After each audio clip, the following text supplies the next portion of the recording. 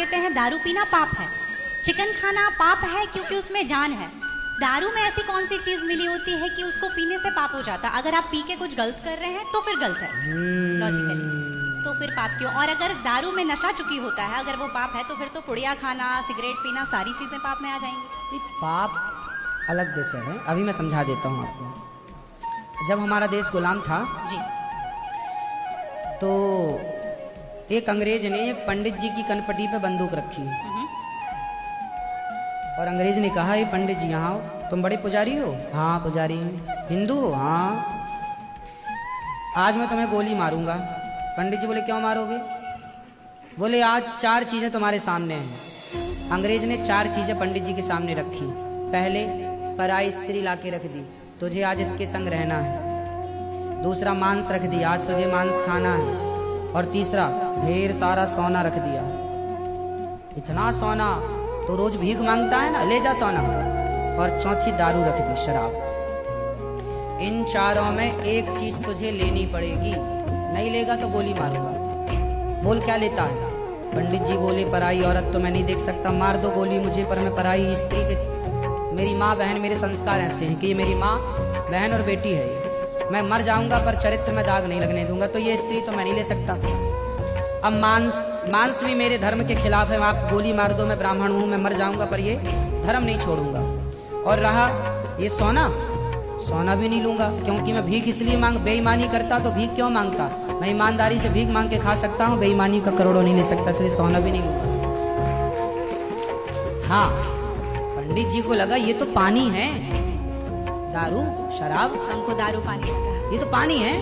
पंडित जी को बेचारों को पता नहीं था कि दारू का क्या मजा है। अब उनको लगा ये पानी है, पिएंगे निकल जाएगी। पानी समझ के पंडित जी ने बोला कि चलो, गोली कनपटी में बंदूक रखा है, चलो पी लेते हैं, अभी निकल जाएगी शाम तक। पंडित जी ने दारू पी, और जब दारू पी ली तो दारू जब पी तो नशा चढ़ा। और जब नशा शराब का जब नशा चढ़ता है तो इंसान नहीं रह जाता। जैसे स्त्रियों को, जिसको ऑपरेशन होता है ना, तो रीढ़ की हड्डी में डॉक्टर एक इंजेक्शन लगाते हैं जिससे शून्य हो जाती है। वो अंग क्या हो जाता है? कोई भी ऑपरेशन में डॉक्टर आपको शून्य कर देता है। उसी तरह शराब आपके मस्तिष्क को, आपके सोचने विचारने की क्षमता को शून्य कर देती है, माइंड को शून्य कर देती है। आप ये निर्णय नहीं ले पाते कि क्या सही है और क्या गलत है। अब पंडित जी जब नशे में झूमने लगे तो उस स्त्री को छेड़ने लग गए, ए यहाँ जा, नशे में। तो यही तो प्रश्न था मेरा गुरुजी कि वो नशे में ऐसा कर रहे हैं तो गलत है। अगर जो बोलते हैं हम जेंटलमैन पैक पीते हैं, हम 2 पैक पीते हैं या 3 अच्छा ये बताओ, नशे में करने लगे तो गए, वो नशा आया कहाँ से? शराब जहाँ से आया वही तो गलत है। नहीं तो गुरुजी, सारे फसाद की जड़ तो वही है। गुरुजी जब ज्यादा पी ले रहे हैं तो ऐसा हो रहा है, जो कम पी रहे हैं और ये कह रहे हैं कि कम पीने से ऐसा नहीं होता, आप ज्यादा हमारे यहाँ 5 महापाप गिनाए हैं शास्त्रों ने जी। 5 महापाप, उनमें से एक शराब है। शराब है, हाँ। शराब को महापाप इसलिए कहा गया है, ये बुद्धि भ्रष्ट, शराब पीने वाली की बुद्धि सात्विक नहीं हो सकती। आप शराब पीजिए, आप शराब पीने वाला व्यक्ति आध्यात्मिक नहीं हो सकता।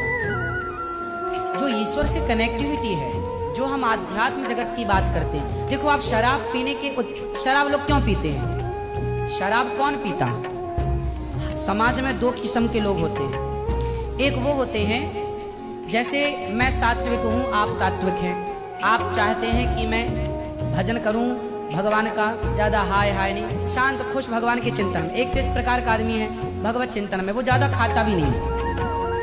एक आदमी कैसा है जो विषय भोगी है। शराब शरीर को गर्म करती है, शराब शरीर को गर्मी पहुंचाती है। और जो व्यक्ति भोगी होता है, जिसे भोगों को भोगना है, वो लोग शराब का उपयोग करते हैं अपने भोगों की क्षमता को बढ़ाने के लिए। अब जिसे भोगना है वो तो अपनी क्षमता भोगों की बढ़ाए और शराब पिए, परंतु जिसे भगवत प्राप्ति करना हो, ईश्वर से नेह करना हो, मन लगाना हो, संत लोग 1 टाइम भोजन करते हैं, 2 टाइम नहीं खाते। बोले शरीर को केवल जिंदा रखना है, ज्यादा खिलाएंगे तो शरीर फिर हानिकारक है, मन भटकेगा। इसलिए यदि आपके अंदर ईश्वर की प्राप्ति की साधना है तो आपका आहार विहार शुद्ध अपने आप हो जाएगा। और मन में यदि कामना है तो फिर लोग तो चरस भी पीते हैं, अफीम भी लेते हैं। ये सब चरस अफीम क्या करती हैं? शरीर को उत्तेजित करती हैं। ये सब शरीर को उत्तेजित करने वाले पदार्थ हैं। तो बाकी जितने भी नशा वाली चीज हैं, हाँ। गुटखा, खैनी, दारू जो भी हैं, ये सारे फिर उतने ही इक्विवेलेंटली सब नुकसानदायक है। खैनी से कैंसर होता है, सिगरेट से लंग्स खराब होते हैं। गुल से क्या होता है गुरुजी? किससे? गुल जो करते हैं, गुल क्या होता वो है? पाउडर एक होता है ना? नहीं, वो मैं जानता नहीं। चरस अफीम क्या कहते हैं? क्या है बेटा? ड्रग्स? नहीं नहीं, वो ड्रग्स नहीं होता, डब्बे में आता है गुल। नहीं, वो गांव के लोग को मैंने देखा करते हुए। हाँ, तंबाकू चूना? नहीं, वो मैं उसके बारे में पहली बार सुन रहा हूँ। अब रिसर्च करना पड़ेगा वो चीज क्या है। मतलब कुछ भी नशीला पदार्थ देखो गलत तो गलत है। सब गलत है। सब गलत। शराब कौन सी सही है? सिगरेट कोई पिए तो कौन सा समझदार है? आप खैनी खाएं, गुटखा खाएं, अब कौन सही? इसे कौन कहे? मूर्ख ही सही कहेगा, खाने वाला ही सही कह सकता है। तो मतलब सब इक्वली उतने ही पाप है।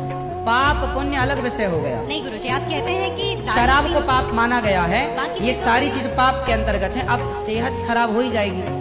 शराब के नशे को पाप माना गया है, बाकी चीजें गलत है। ठीक है। महापाप में शराब को लिया गया है, बाकी चीजों को गलत। सही कैसे हो सकती है खैनी और सिगरेट और बाकी चीजें? महापाप में शराब को गिना। देखो, एक होता है महापाप, एक होता है पाप। जी। महापाप 5 प्रकार के हैं, पाप अनेक प्रकार के हैं। तो पाप है, गलत है, ये सब चीजें गलत है। शराब महापाप है। आगे गुरुजी, मेरा लास्ट प्रश्न आपके माध्यम से ये बुलवाना है। बहुत सारे लोग खच्चर पर जाते हैं केदारनाथ, और वैष्णो देवी भी जाते हैं खच्चर पे। अगर आप देख रहे हैं तो अभी रिसेंट का वीडियोस देखे होंगे, तो उनको चरस पिला करके लेकर के लोग जा रहे हैं। किसको?